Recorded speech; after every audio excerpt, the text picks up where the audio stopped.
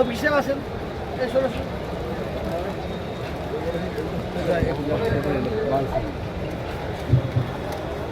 আমাদের আড্ডাতে রফিকুল ইসলাম স্যার আছেন, S Alam sir আছেন, বিজয় উপাধ্যায় স্যার আছেন, আমাদের মহরম ভাই আছেন, মারুফ ভাই আছেন, আমার বুধু ভাই ওই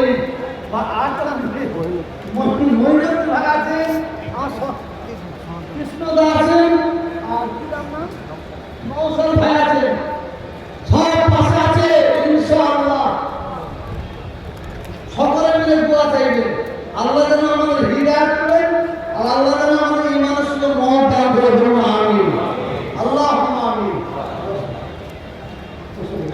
ফজরের নামাজের পরে আখিরি মোনাজাত হবে। ফজরের নামাজের পরে আখিরি মোনাজাত হবে। আখিরি মোনাজাত করে বাড়ি যাবেন। আর ওই করিডোরের পাশে দুটো বই বেরিয়েছে, বইটা সারা বাংলায় পাবেন না।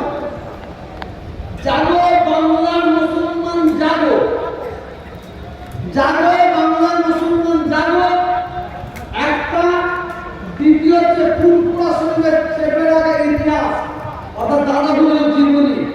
ওই দুইটা বই দরবারের সম্মুখে আপনারা একটা করে নেবেন, ও থেকে অনেক অনেক তথ্য পাবেন।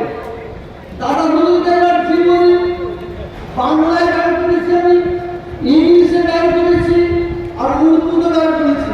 আর জাগো বাংলা লেখক হাবিবুজ্জামান।